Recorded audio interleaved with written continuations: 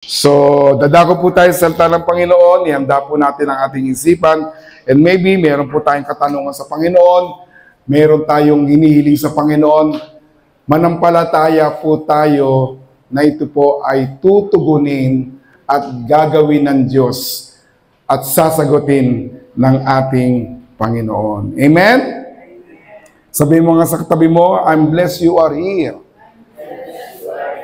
Okay, salamat at narito po ang bawat isa at tayo po'y makikinig, sasamba sa Lord.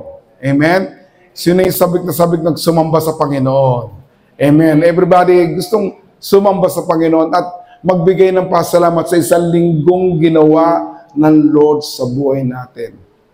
Although na maraming kabi-kabilaan ang gera, diba? Nakakatakot, iba-ibang sakit ang nakikita. Iba't ibang sakit ang naimbento o lumalabas. Pero sa loob ng isang linggo, hindi po tayo pinabayaan ng Diyos. Isa pong biyaya yun. Isa pong napakalaking biyaya. Hindi tayo nasaktan o nasugatan man dahil ang Diyos ang humawak sa atin. Okay? Dadako tayo, Matthew chapter 10. Teka muna, bago muna. Luke 4:18 and 19. The Spirit of the Lord is upon me because He has anointed me to preach the gospel to the poor. He has sent me to heal the brokenhearted, to preach deliverance to the captives and recovering of sight to the blind, to set at liberty them that are bruised, and proclaim the acceptable year of the Lord. Our God is Jesus, the Anointed One. Amen? I am a blessing. I am anointed. I am a believer. I am a good follower. I don't destroy, I build. I'm seasonal. I appreciate everyone and everything. I'm part of something big. I'm in partnership with Christ, and I'm not extreme. That is JA1 culture. Mahalaga po yan sa mga mananampalataya. Sabay-sabay po tayo nagpupuri mula din sa main, sa itong linggo to, inaalala ang ating Panginoon. Okay, so ang ating pong pag-aaralan, ang ating pong ibinigay na mensahe ng Panginoon sa atin, walang iba kundi yung nasa Matthew chapter 10, verse 31. Ano sabi ron? Nandiyan lang po. Kaya huwag kayong matakot dahil mas mahalaga kayo kaysa sa maraming maya. Kung babasahin natin ng paatras, sabi rito, hindi ba't napakamura ng halaga ng 2 maya? Yung maya, alam niyo ba yung maya? Ibon. Maya yun, ibon. Maliliit lang yun. Tapos sabi rito, napakamura ng 2 maya, pero wala ni isa man sa kanila ang nahuhulog sa lupa na hindi ayon sa kagustuhan ng inyong Ama. It refers to our God, the Father. Sa verse 30, wala naman diyan, pero babasahin ko dito, mas lalo na maging ang bilang ng inyong mga buhok ay alam niya.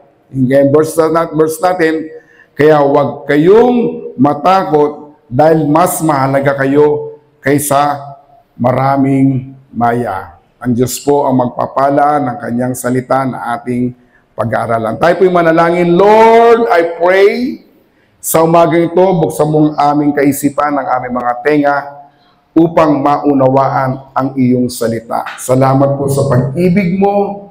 Alam po namin na ipaparanas mo sa umagang ito. Hipuin mo, Panginoon, ang puso namin at gawin mo matabang lupa upang maangkin ang lahat ng ituturo mo sa amin. Salamat po, mapagpalang Ama.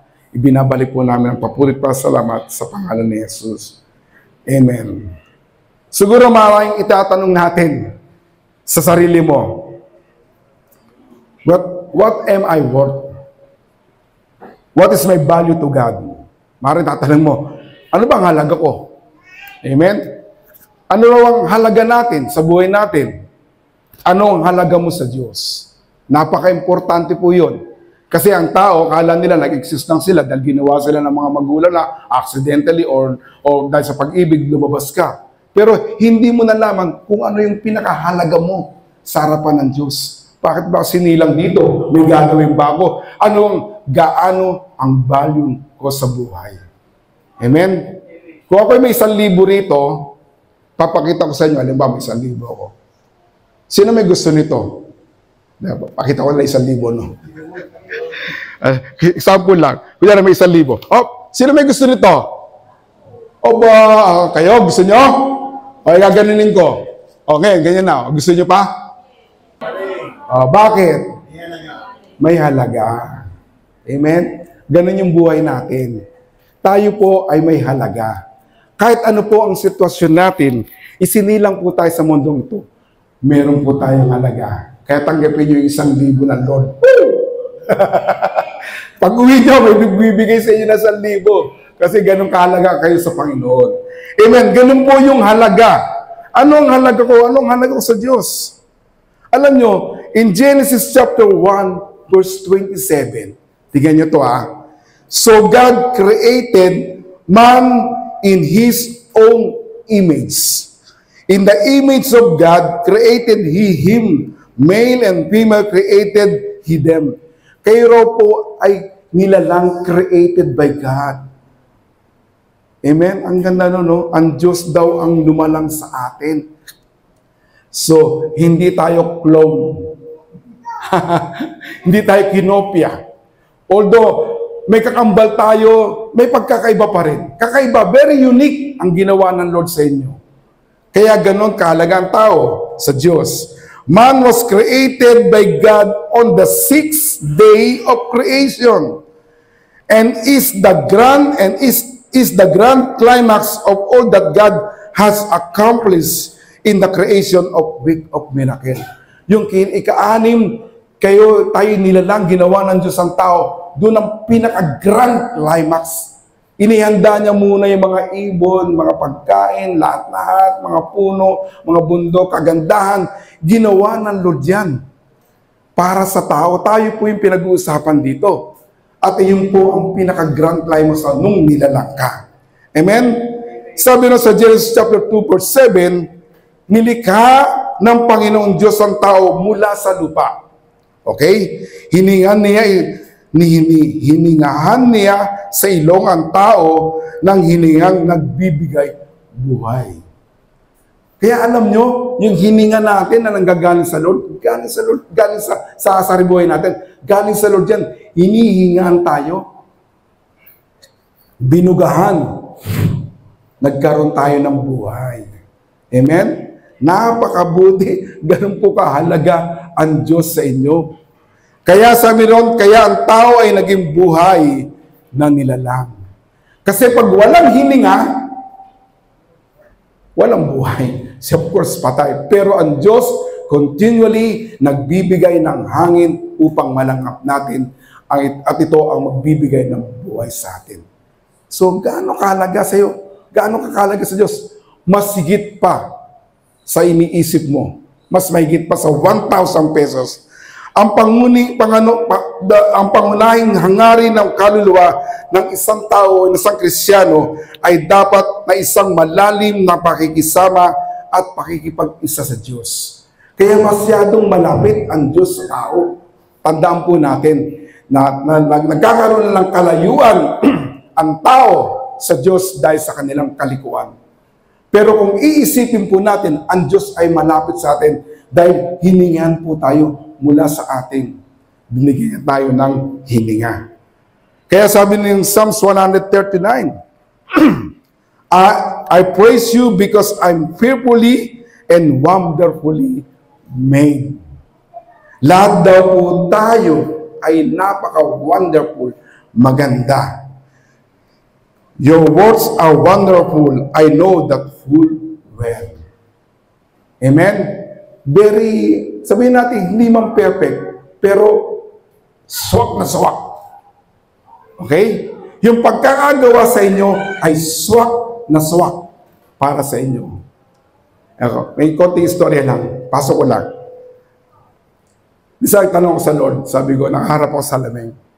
Sabi ko, Lord, bakit yung aking nose, sabi ko, medyo malapad. Kasi kapatid ko, medyo malapad ang ilong eh. Oo nga, no? Sabi ko gano'n. Tinitingnan ko ha. Sabi ko, Lord, bakit? Tinanong ko ng Lord, ano ba pag gusto mong klaseng ilong? Kasi sa kanyang, matangos. O sige nga, gawin mo nga, anong gusto mong ilong? Ginanong ko ngayon. Ayan, Lord, matangos na. O sige, sabi ng Lord sa akin, matangos na. Nung ginanyan ko, tumangos ka, di ba? Sabi ng Lord, sige, anong nararamdaman mo? Lord, nahihirapan akong huminga. Sabi ng Lord sa akin, tanggalin mo yung kamay mo. Tapos tinanggal ko. Oh, anong pakiramdam mo? Maluwag na yung paghinga ko. Kaya ganyan ang ilong mo. Dahil maganda ang paghinga mo pag ganyan ang ilong mo. So we are wonderfully made. Ano man ang ating kulay, ano man kulay. Suwak na suwak sa iyan. At iyan ang pinakamagandang ginawa ng Lord sa inyo. Kaya magpasalamat po tayo sa Panginoon. Kaya sabi na ni David, I praise you because you are wonderfully and I'm wonderfully and fearfully made. Okay? So, dapat nating maunawaan yung mga bagay. Pinupuri ko kayo dahil kahanga-hanga ang paglikha nyo sa akin. Nalalaman ko ang inyong mga gawa at inyong mga nagawa at kahanga-hanga. Now, tatanungin natin, gaano ba ako kahalaga sa harapan ng Panginoon? Okay? Brother Bobby, kahit ganito lang ako, mahalaga ako sa Lord. Yes, of course. Lahat po tayo ay mahalaga sa Panginoon. We are more valuable because we are His treasure and masterpiece. Okay? Pag sinabi mong treasure, iniingatan mo yan. Kahit anong treasure yan, o alahas yan, siyempre kahit ginto yan, o anuman, pag ito'y mahalaga sa iyo, iniingatan nyo, ayaw nyo mawala. Tama? Tama po ba? Okay. So, Ephesians chapter 2 verse 10, for we are God's handiwork, created in Christ Jesus to do good work in which God prepared in advance for us to do. Nilikha tayo ng Diyos at sa pag-isa natin kay Kristo Jesus. Sino raw ang lumikha sa inyo? Ang Diyos. Okay? Binigyan niya tayo ng bagong buhay para gumawa tayo ng kabutihan na ipay itinalaga na ng Diyos na gawin natin. We are worth a very extraordinary skill. Ginawa tayo ng Lord sa ganung bagay. At ang wealth na yan ay yung kayamanan. Kaya ang tingin sa iyo ng Lord, you are treasure in the eyes of God. Amen? Aba, may value ka. You are more than 1,000 pesos. You are more than 100,000 pesos. You are more than 100 million pesos dahil ikaw ang treasure ng Lord sa harapan niya. You are God made us in His own image, so He must value us highly. Kaya ang tingin sa inyo, taas ng pagtingin ng Diyos sa atin. Kung tayo minamalit ng ating mga kapitbahay o tayo minamalit o tingin sa ating mababa, in the eyes of God, you are highly valued. Amen? Palpak mo natin si Lord. That's why we are His treasure and masterpiece. We are invaluable to Him, which is why He sent His Son to die on our sins so that we could live forever in God's presence. Kaya niya pinadala yung anak niya. You are more valuable. Okay? Kaya doon pala sa Jeremiah, Jeremiah chapter 1 verse 5, tingnan nyo ha, before I formed thee in the belly, I knew thee. Bago ko palang, tawag to, nasa tiyan ka pa lang ng iyong nanay, sa tiyan ng iyong mga nanay, kilala na kita. Kasi ang Lord talaga kilala niya eh. Kita niyo si Isaac, yung pinag-aralan natin. Sabi niya, Sarah, magkakaroon ka ng isang anak. Magkakaroon kayo ng mga anak. Kilala niya kagad eh. Ang papangalan mo, Isaac. O, di ba? Kaya tayo, Brother Danny, kilala ka na. Nasa loob ka pa na ng tiyan. May pangalan ka na. Kilala ka na ng Lord. Before I'm from thee in the belly, I knew thee. God made us a great skill. He crafted us with loving care. Kita nyo paano ka iningatan. Kaya nasa loob ka ng tiyan, siguro may mga tao dito na talagang malalaman mo. Kaya sa pelikula, di ba? May mga tao na pinipilit ilaglag yung mga anak, pero nakakapit. Matindi ang kapit. Kasi ang Diyos talaga nag-alaga doon upang lumabas siya ng maayos. Kaya ang plano ng Lord in Jeremiah 29 verse 11, for I know the plans for you, I have for you, declares the Lord. Plans to prosper you and not to harm you. Plans to give you hope and future. Kaya treasure ka ng Lord eh. Ikaw ay kayamanan ng Diyos. Pag binigyan ka ng kayamanan, siguradong iingatan mo to at pangangalagaan mo. Ganun ang tingin ng Diyos sa atin. Alam ko kung paano ko tutuparin ang mga plano ko para sa kabutihan nyo. At hindi sa kasamaan nyo. Ang plano ay para bigyan kayo ng pag-asa at magkaroon kayo ng buhay, ay magkaroon na kayo ng mabuting kinabukasan. So in a good future, yung future natin, alam na ng Lord. Amen? Ano raw yun? Prosper and goodness ang makikita natin sa ating future. Kaya, alamin lang natin to sa pamamagitan ng kanyang salita. God values His people so much that even allow our body to become a temple in which He lives. Pangalawa po, kung gaano tayo kabalyo ng Panginoon, kung anong tingin nila tingin ng Diyos sa atin, yun po yung pangalawa. God value His people so much that He even allow our body to become a temple which He lives. Ang katawan daw po natin ay templo ng Diyos. Amen? Sa 1 Corinthians chapter 6 verse 19 and 20, do you know that your bodies are temples of the Holy Spirit, who is with you, whom you have received from God? You are not your own. You were bought for a price. Therefore, honor God with your body. Tingnan nyo, hindi nyo ba alam na kayo ay templo ng banal na Espiritu Santo mula nung tinanggap nyo ang Diyos? At sabi ron, binayaran ka ng isang price, halaga. Halaga raw, may halaga, kaya may halaga tayo. Yung price na ibinayad ng Diyos upang tayo maligtas, mawala doon sa sumpa ng kasalanan at may lagay sa going to likeness of God. Yun po ay binayaran ng Diyos. Hindi po libre yun sa harapan ng Diyos. Yun po'y binayaran sa pamagitan ng kanyang anak. So we are created by God. You are more valuable. Mahalaga po ang bawat isa. Nilikha tayo ng Diyos upang sa harapan niya, ang tingin niya sa atin, ikaw ay aking anak. We are called by God, a children of God.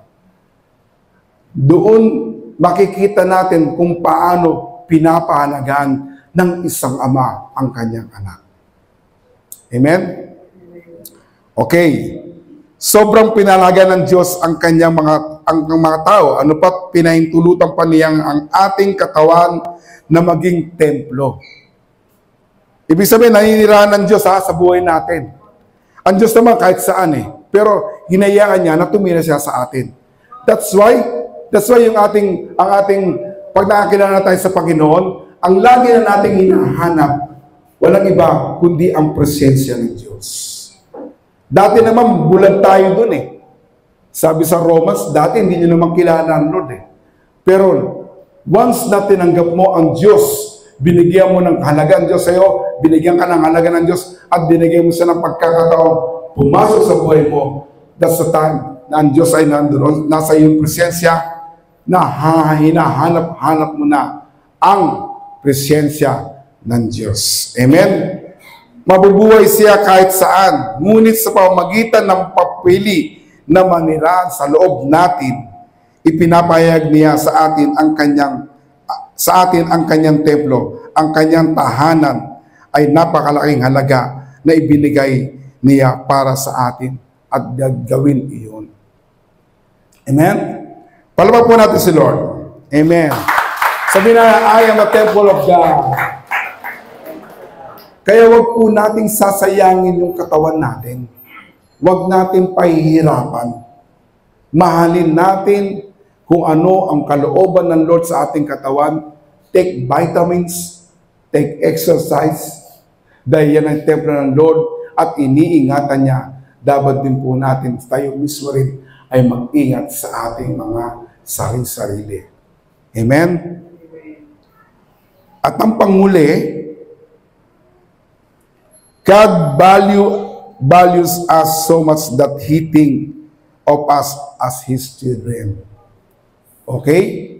Una, nilikha tayo ng Lord, napakahalaga sa atin, tayo wonderfully and perfectly made. Pangalawa, ang Diyos ay nanirahan sa atin. At yung pangatlo, tayo ay ginawa niyang mga anak.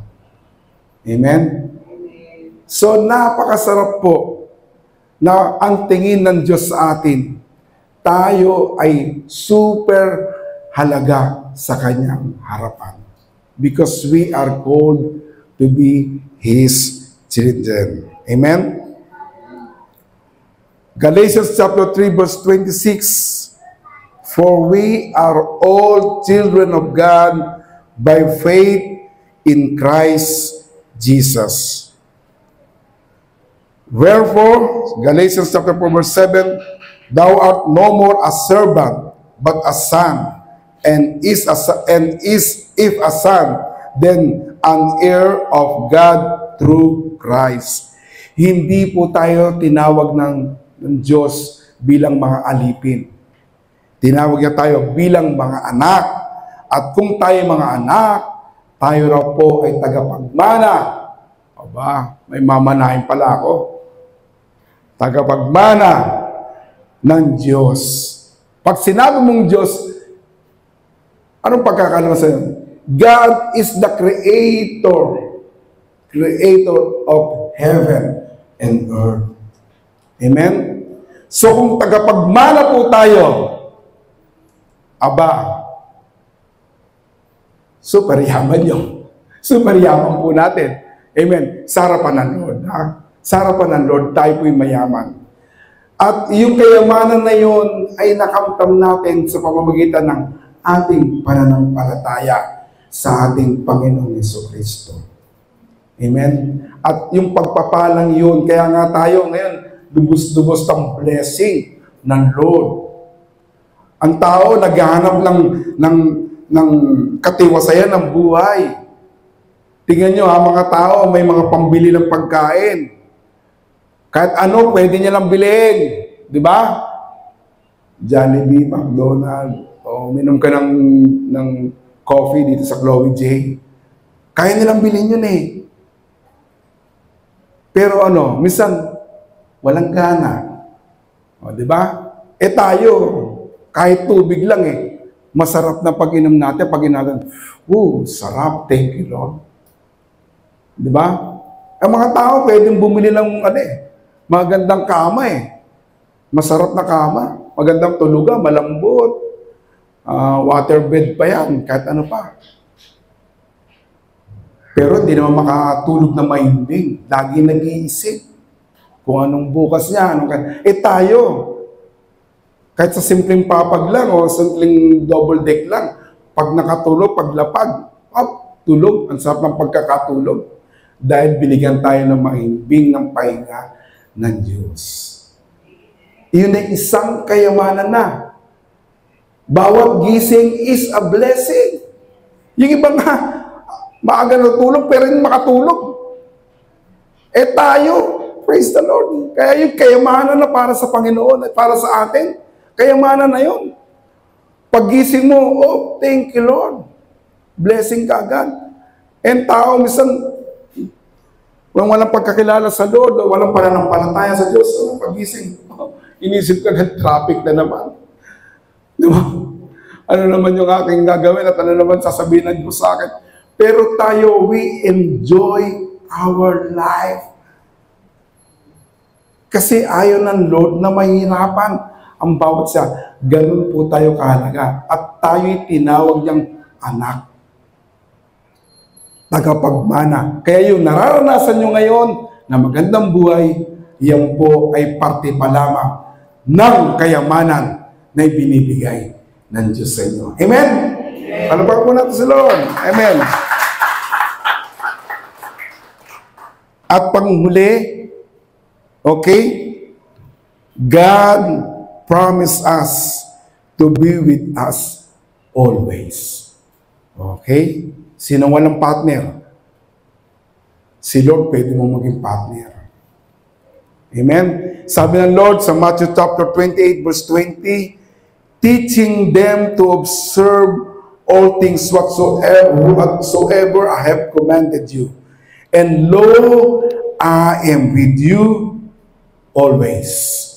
Ang Diyos daw ay palagi mong kasama. Kaya kung tumawid ka man sa baha, kasama mo sa Lord. Tumawid ka man sa ilog, hindi ka malulunod. Tumawid ka man sa apoy, pero hindi literal na apoy, tatawiran nyo. Ibig sabihin, apoy ng pagsubok, kabilang sakuna, hindi ka masusunog. Amen? Ano mang kumalag dito, ano mang COVID-19, 20, 21, 22, 23, hindi po kayo masasaktan. Dahil you are protected by God. Amen? Kahit sabihin natin ng katabi mo, sindamakmak na sakit, kapitbahay mo, hindi kayo tatalaban yan. Because God is always with you. Sabi rito, lagi ninyo akong kasama hanggang sa katapusan ng mundo. Kaya huwag tayong matakot. Sabi nyo, dahil kayo po ay napakahalaga sa harapan ng ating Panginoon. Sabi mo nga sa katabi mo, mahalaga ka. Amen. Mahalaga tayo sa Lord. Amen. So, God promises to be with us always. Kaya sabi ng Lord dito, Deuteronomy chapter 3 verse 16, be strong.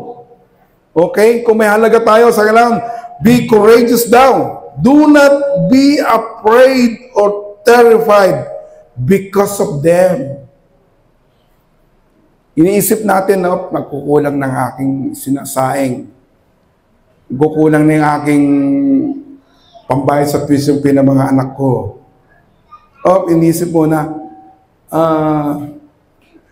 ito, bayaran na naman. Sabi ng Lord, be strong. Magpakalakas kayo. Be courageous. Magkapakatatag. Huwag kayong matakot. Huwag kayong matakot sa mga yon. At sabi ron, for the Lord your God goes with you. He will never leave you nor forsake you. Hindi po tayo iiwanan ng ating Diyos na buhay. Hebrews chapter 13 verse 5 sinabi na rin na problema ka ba sa mga salapi, sa mga bagay na to? Sabi niya ron, God will never leave you nor forsake you. Amen? Ganun po kahalaga tayo sa harapan ng Lord. Kaya yan, yung katabi nyo, Ba, treasure ni Lord yan. Ikaw, treasure ni Lord. Kaya, huwag niyong babasta-bastahin yan. Ha? Dahil yan anak ng Lord. At sino mang kumalabit dyan, malakit dyan, for sure, hindi pa hintulutan ng Lord yun. Kung ano man sumpang ibinigay sa inyo, binitawan, pangkukulam, pandarayan ng kaway, hindi po tatalab sa atin yun. Dahil you are treasure in the sight of God. Amen? Amen. At dito na po ang katapusan, sabi rito, ano raw ang mapapala ng tao sa mundo? Makamtam niya ang sanlibutan, ngunit ang kaisa-isa niyang kaluluwa ay mapapahamak. Ibig sabihin, huwag natin sayangin. Kaya nga nilalang tayo ng Lord. We are treasure in the sight of God. At ayaw po ng Diyos na kay siya, tayo po ay kumawala sa kanyang mga kamay. Okay tingnan natin sa John chapter 10 verse 28. Binibigyan ko sila ng buhay na walang hanggan. Si Jesus po ang nagsasabi nito. At kailanman ay hindi sila mapapahamak. Tagalog ba yung nakalagay doon? Tagalog, okay? Walang makakaagaw sa kanila sa aking mga kamay. Ibig sabihin, no one can separate us from the love of God. Wala raw makakaagaw sa inyo sa kamay ni Jesus. Okay? Ibig sabihin, pag-iisipin natin sa kamay ni Jesus, ibig sabihin, hawak tayo, yakap tayo, o hawak tayo ng Lord. Sabi ng Lord dito, si Jesus nagsabi, walang makakagaw sa kanila sa aking mga kamay. Sa 29, ibinigay sila sa akin ng Ama. Okay? Tayo raw ay ibinigay ng Ama kay Jesus. Aba, sino pang tatalo sa atin kung si Jesus lang may hawak ng buhay natin? At kung sino pa makakaagaw sa atin? Wala na. Okay? Ibinigay sila sa akin ng Ama na higit na makapangyarihan sa lahat. Ang Diyos na makapangyarihan sa lahat, ibinigay daw tayo kay Jesus at sabi daw, walang makakaagaw sa kanila mula sa kamay ng aking Ama. Praise the Lord. Ibig sabihin, dalawa palang mahawak sa atin. Sino? Unang-una, si Jesus. Sabi, walang maaagaw ka. Walang maaagaw sa akin. Sa akin mga kamay. Kayo, hindi kayo maaagaw ng sino man. At pangalaw, sinabi niya, hindi rin kayo makakawala. Hindi rin kayo maaagaw ng sino man dahil hawak kayo ng aking Ama. That's the great promises of God. Ganong katindi ang halaga niya. Ang halaga natin sa harap ng Diyos na buhay. Nakikita po ng Diyos ang lahat ng nangyayari sa mundo. Wala pong mapapagkaila. Ano man ang nangyayari sa mundo, ay nakikita ng Diyos yan. Kahit sa mga ibon, sa mga maya, na hindi gaanong mahalaga sa Kanya kaysa sa iyo. Nakikita Kanya at alam niya kung ano ang iyong kinakaharap. Ipinakita ng Diyos kung gaano ka kahalaga sa Kanya sa pamamagitan ng pagpapadala ng Kanyang buktong na anak, ng Kanyang buktok na upang mamatay para sa inyo. In John chapter 3 verse 16. Dahil pinalagan ka ng Diyos, hindi ka dapat matakot. JA1 people, huwag po tayong matakot sa mga personal na pagbabanta o may hirap na pagsubok. Amen? Huwag daw po tayong matatakot. Hindi nito mayayanig ang pag-ibig ng Diyos o alasin ang Kanyang Espiritu na nasa loob niyo. Huwag po tayong matakot kahit gera-gera dyan. No problem. Kasi sabi nga ng Lord, I'm more valuable. I'm more value. Ano man ang dinadaanan mo sa buhay, ano man ang kahirapan mo sa buhay, huwag daw po tayong matakot. You are treasure. You are a treasure in the sight of God. Amen? Ikaw ay kayamanan ng Diyos na hindi kayang agawin ng ating mga kaaway. Kayo ay napakahalaga sa harapan ng Panginoon. Amen? Palakpakan po natin sa Lord. So, ano man ang nararanasan natin ngayon, ano man ang ating nararamdaman ngayon, kung may mga sakit at karamdaman, tatanggalin po ni Lord yan. Manampalataya po tayo. Nung siya'y namatay sa krus ng Kalbaryo, dala-dala niya ang lahat ng sakit at karamdaman. Hindi niya iniisip, inantala ang kanyang sarili.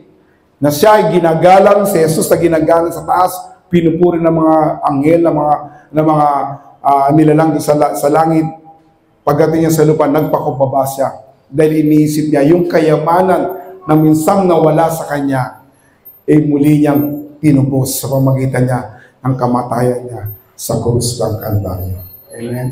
Naintindihan po ba ang mensahe ng Lord sa atin? Palakpakan po natin ang Lord. So, tayo po'y panalangin ng tayo magpupuri sa Lord, bibigyan natin ng halaga. Kaya nga sabi ng Panginoon, pupurihin kita dahil sa ginawa mo na ako'y maganda, maayos ang pagkakagawa mo sa akin. Amen? So, tumayo tayo pong lahat ay tumayo na. Praise the Lord.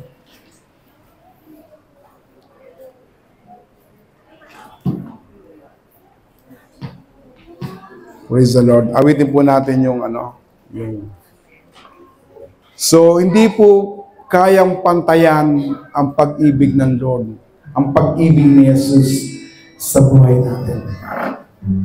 Even you have 100,000 of pesos or dollars, hindi po kayang bayaran yan.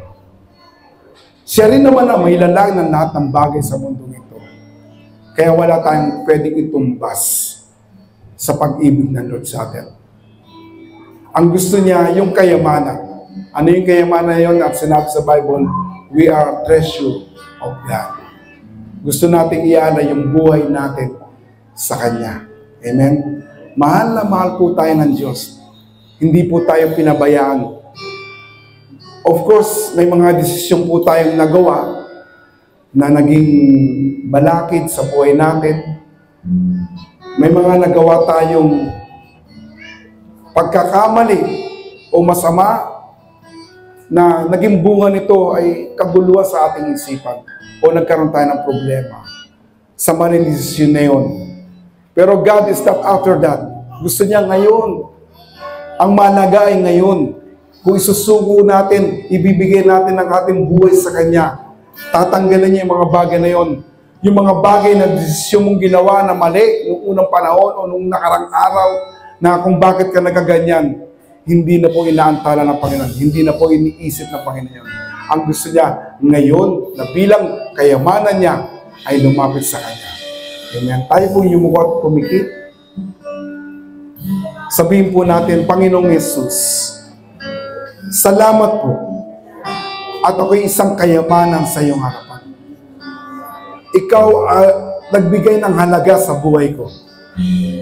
Lord, nagkamali ako sa buhay ko. Nagkasala ako sa buhay ko. Ngunit napakabuti mo.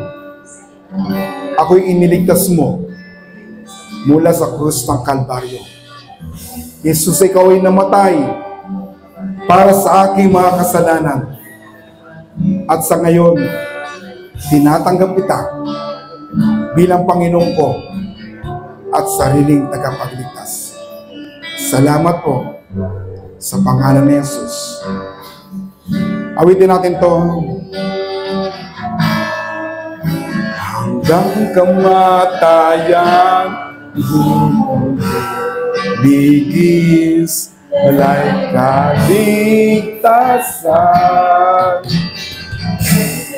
hanggang buhay na walang hanggan. Ibig mo, O Diyos, napatunayan mo ito hanggang kamatayan. Ibigis dalay kaligtasan, nakanta namin na buhay na walang. Ngayon po, kung kayo po'y nananampalataya na kayo isang napakahalaga sa harapan ng Diyos, ang mga nais tumanggap ng pagpapala, ako po'y mananalangin at tayo po'y lalapit sa Diyos upang kamtan, hingiin ang lahat ng kasagutan ng panalangin ng inyong puso. Lord, sa oras mong ito, nakikita mo ang bawat isa na nangangailangan ng kumpletong kagalingan sa lahat ng kanilang mga nararamdamang sakit.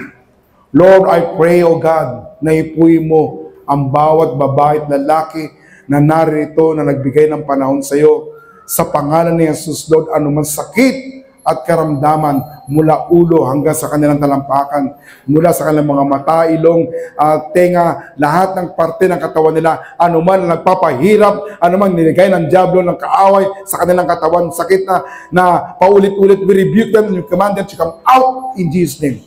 Umalis kayo lahat dyan sa pangalan ni Jesus. Come out in the name of Jesus. Panghihina ng mga buto, panghihina ng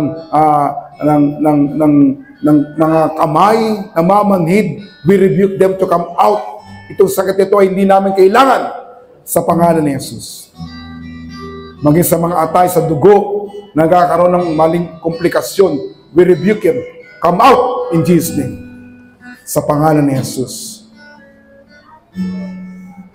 At yung mga bagay na nilagay ng diablo ay pinubunot namin sa pangalan ni Jesus. At inilalagay po namin ang benepisyo ng krus ng Kalbaryo sa kanilang mga buhay.